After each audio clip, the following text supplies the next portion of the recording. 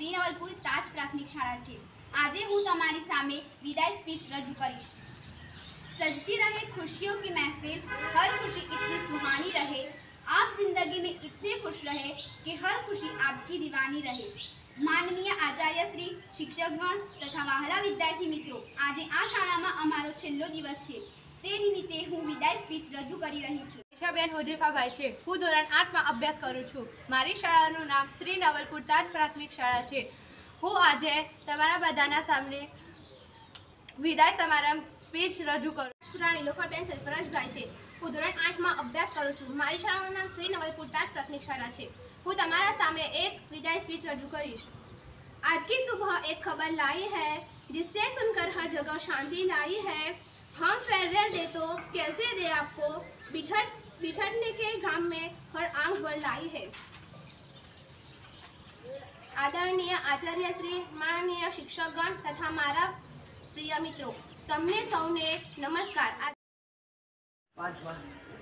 પાંચમા ધોરણથી very good. અને 5 ધોરણ સુધી કઈ શાળામાં ભણ્યા હતા? સરકારી કઈ?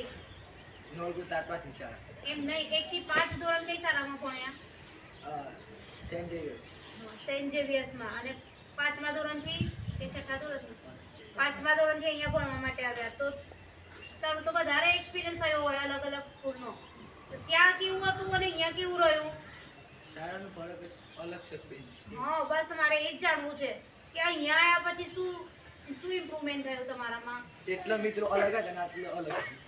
જો મિત્રોમાં ફરક પડ્યો, મિત્રો અલગ હતા એના પછી બીજું શિક્ષકો અલગ છે। હા, શિક્ષકો શું શીખવા મળ્યું શિક્ષકો જોડેથી? ઘણું બધું ભણ્યા, મસ્તી કરી, વાતો કરી, રમ્યા, દરરોજ રમ્યા।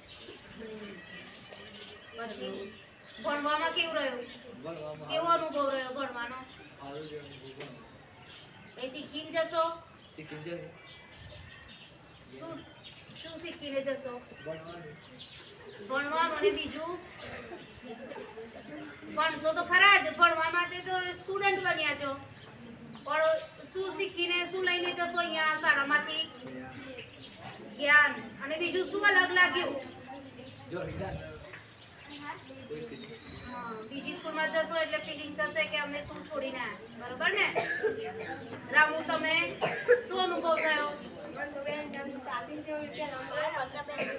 સાંભળો, જો વેરી ગુડ। શરૂઆત કરી તો એમને ડર લાગતો હતો, તમને બી એવું થતું હતું? ડર લાગતો હતો શરૂઆતમાં આયા ત્યારે? એમને બી એવી ફિલિંગ થઈ હતી કે ડર લાગતો હતો, પછી આગળ?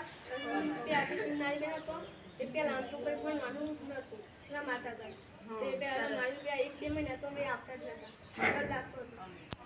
પણ સમય ગયો તેમ તેમ તો સારું લાગ્યું, પછી ભણતા ત્યાં પછી બીજામાં આવ્યા, ત્યાં તો મને ઘણું ભણવા મળ્યું। ત્રીજામાં મને વાંચતા આવ્યું, પછી 5મામાં મને ઘણું ઇંગ્લિશ આવ્યું, ગુણાકાર ભાગાકાર, પણ મને બહુ ઓછું જ આવડતું હતું। પછી ધોરણ 6માં આવે ત્યારે ચાંદબેન અને રાખતા મને ખૂબ પણ આવે, પછી એક્ઝામનું 6થા ધોરણમાં જો સાંભળો ભાઈ એનો અનુભવ, એક એક્ઝામ આપી હતી 6થા ધોરણમાં, કઈ આપી હતી?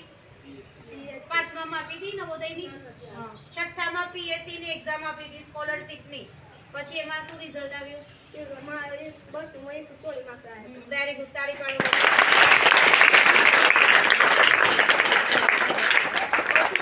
પેપર હતું એમાંથી 124 માર્ક્સ આવ્યા, એના હાઈએસ્ટ માર્ક્સ હતા આખી બેચમાંથી। પછી 8માં એનએમએસ પેપર આપ્યું, એક ટેસ્ટમાં 1 માર્ક્સ આવ્યા। હા, વેરી ગુડ। સૌથી હાઈએસ્ટ માર્ક્સ છે, એનએમએસ ની એક્ઝામ આપી એમાં 109 માર્ક્સ છે, સૌથી હાઈએસ્ટ માર્ક્સ છે।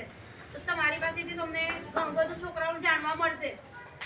કહો થોડા 5 એમના છોકરાઓ માટે ભણવા માટે।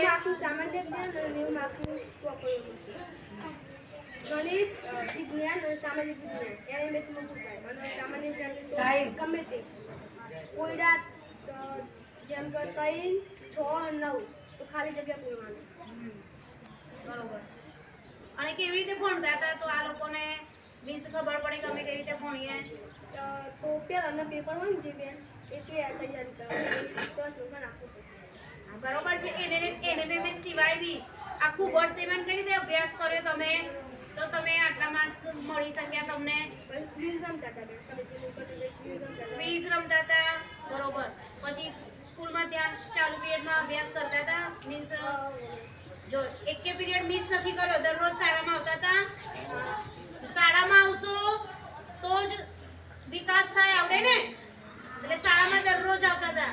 પછી ધ્યાન આપતા હતા ક્લાસમાં, ચાલુ ક્લાસમાં ધ્યાન આપતા હતા, લેસન કમ્પ્લીટ કરતા હતા. લેસન ના ચાલુ દરરોજ આવીને લેસન ના કરે તો કોઈ ફાયદો નથી. લીમડીની છાયા એવી શિક્ષકોની માયા, માયા છોડવી પડશે, વિદાય લેવી પડશે. જેવા પિતાના આશીષ એવા આચાર્ય સાહેબના આશીષ, આશીષ છોડવા પડશે, વિદાય લેવી પડશે. લીમડીની છાયા એવી આચાર્ય સાહેબની માયા, માયા છોડવી પડશે, વિદાય લેવી પડશે. જેવો હિંમતનગરનો ટાવર એવો જિગ્નેશ સાહેબનો પાવર, પાવર છોડવો પડશે, વિદાય લેવી પડશે. લીમડીની છાયા એવી જિગ્નેશ સાહેબની માયા, માયા છોડવી પડશે, વિદાય લેવી પડશે. જેવું હળિયું જેવું ગામ એવું રમેશ સાહેબનું કામ, કામ છોડવું પડશે, વિદાય લેવી પડશે. લીમડીની છાયા એવી રમેશ સાહેબની માયા, માયા છોડવી પડશે, વિદાય લેવી પડશે. જેવું લાઈફનું અફ્રેશ એવું મુકેશ સાહેબનું રિફ્રેશ, રિફ્રેશ છોડવું પડશે, વિદાય લેવી પડશે. લીમડીની છાયા એવી મુકેશ સાહેબની માયા, માયા છોડવી પડશે, વિદાય લેવી પડશે. જેવો ચોમાસાનો વરસાદ એવો હસમતીબેનનો પ્રસાદ, પ્રસાદ છોડવો પડશે, વિદાય લેવી પડશે. લીમડીની છાયા એવી હસમતીબેનની માયા, માયા છોડવી પડશે, વિદાય લેવી પડશે. જેવી મીનાક્ષીની લસ્સી એવી કિન્નરીબેનની મેક્સી, મેક્સી છોડવી પડશે, વિદાય લેવી પડશે. લીમડીની છાયા એવી કિન્નરીબેનની માયા, માયા છોડવી પડશે, વિદાય લેવી પડશે. જેવો શિયાળાનો મોર એવો રાહુ સાહેબનો બોલ, બોલ છોડવો પડશે, વિદાય લેવી પડશે. લીમડીની છાયા એવી રાહુ સાહેબની માયા, માયા છોડવી પડશે, વિદાય લેવી પડશે. જેવો ફોર્ચ્યુનરનો ગઢ એવો જય સાહેબનો વટ, વટ છોડવો પડશે, વિદાય લેવી પડશે. લીમડીની છાયા એવી જય સાહેબની માયા, માયા છોડવી પડશે, વિદાય લેવી પડશે. જેવો શેરડીનો કટકો એવો ચાંદબેનનો ઠપકો, ઠપકો છોડવો પડશે, વિદાય લેવી પડશે. લીમડીની છાયા એવી ચાંદબેનની માયા, માયા છોડવી પડશે, વિદાય લેવી પડશે. જેવા કલાકારોના ચિત્રો એવા શાળાના છે મિત્રો, મિત્રો છોડવા પડશે, વિદાય લેવી પડશે. લીમડીની છાયા એવી મિત્રોની માયા, માયા છોડવી પડશે, વિદાય લેવી પડશે. આપણી શાળાના તમામ સ્ટાફના ભાઈ બહેનો, તમામ વિદ્યાર્થીઓ, આજે 8મા ધોરણનો વિદાય સમારંભ દર વર્ષે શાળામાં આપણે કરીએ છીએ, પણ 8મા વાળા માટે ખાસ છે, કારણ કે આ એમનો વિદાય સમારંભ. દર વર્ષે આપણે જે 8મા વાળા કરે એ બધા 9મામાં આવ્યા ને હવે 10મામાં આવશે, અને અત્યારે જે 7મામાં છે હવે પછી 8મામાં આવશે. એટલે 8 વર્ષ સુધી તમે શાળામાં ભણ્યા, શાળાને બદલાતી એ જોઈ, બરાબર?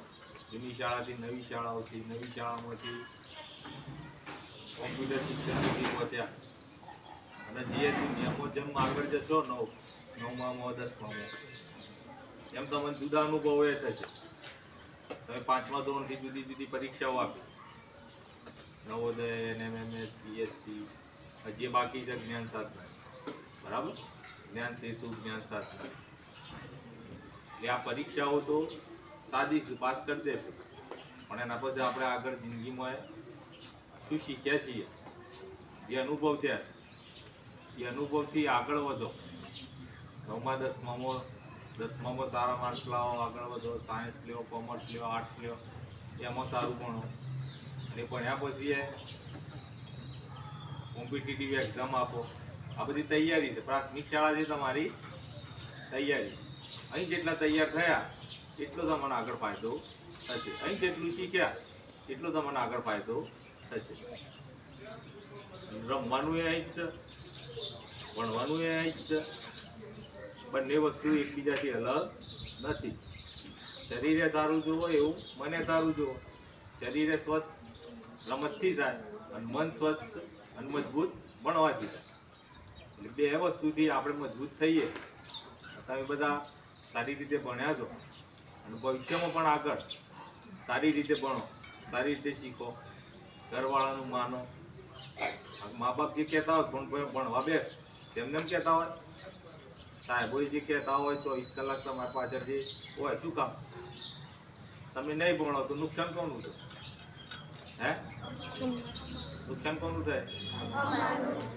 બરાબર, તમારું થાય, તમારું તો થાય. તમારા મમ્મી પપ્પાનું એ થાય ને. એ તમારા માટે આટલું બધું કરતા હોય ભણાવવા માટે, પૈસાથી લઈને તે બધું કરતા હોય. એ પોતે ખેતરનું કામ કરતા હોય, મજૂરી એ કરતા હોય, બીજા એ કામ કરતા હોય.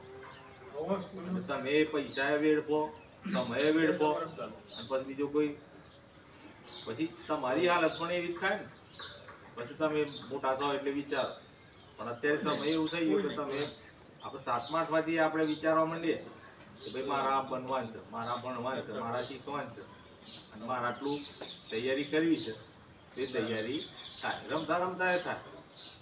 બરાબર, તૈયારી એવું કશું નથી. કોઈ 10માનું પેપર હતું, ગણિતના પેપર આગળ ક્રિકેટ રમતો હતો. પણ ખબર હતી કે ગણિતમાં 100માંથી 85 થી 90 માર્ક્સ આવી જશે. એવી તૈયારી એ જોઈએ, એવો આપણને વિશ્વાસ જ જોઈએ કે આપણને આવડે છે ને આપણે વાંધો ના આવે તો રમી શકો. પણ બંને સાથે જોઈએ. બરાબર, તૈયારી આપણી બંને પ્રકારની હોય તો આપણે શીખી શકીએ. રમતા રમતા એ શીખી શકીએ. અત્યારે મોબાઈલ છે દરેકના ઘેર, ઘણું બધું આવે ને મોબાઈલમાં. મોબાઈલમાં ભણવાનું એ આવે છે ને. હે, મોબાઈલમાં ભણવાનું એ આવે છે ને. આપણો આખો અભ્યાસક્રમ, શાળા, કોર્સ બધું અંદર છે. મોબાઈલમાં સારું એ છે ને ખરાબ છે. તો આપણું શું જોવાનું? સારું જોવાનું. બરાબર, ટીવીમાં એવું છે, સારું એ છે ને ખરાબ એ છે. હિસ્ટ્રી ચેનલે આવે, જિયોગ્રાફિક ચેનલે આવે ને પિક્ચરોની એ ચેનલ આવે. પણ આપણે સમય કયો આપવો છે? આપણે જે શીખવાનું છે હાલ કેમાં ધ્યાન આપીએ? પેલું એ જોવાય એવું નથી, પણ એનો એ સમય હોય.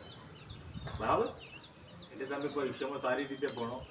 બરાબર, અને કોઈ પણ આપણા જૂના વિદ્યાર્થીઓ બધા આવું છે ઘણી ખબર શાળામાં આવું છે ને, 9મા વાળા 10મા વાળા શું કામ આવું? સાહેબોને મળવા, કોઈ પ્રશ્ન હોય તો પૂછવા.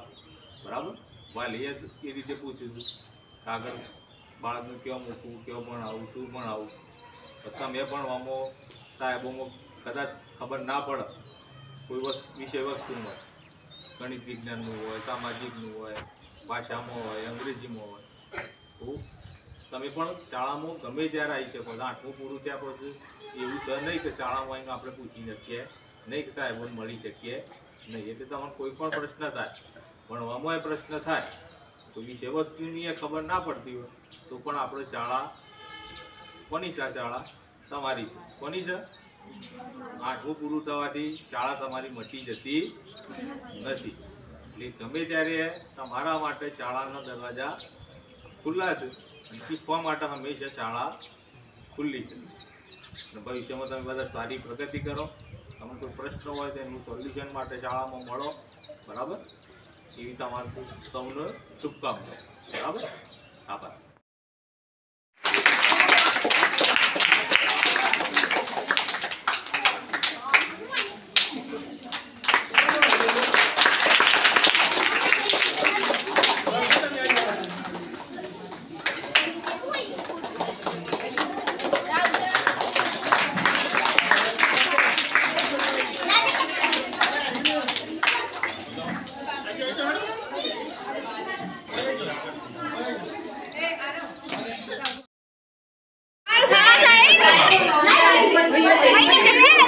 ખાવાની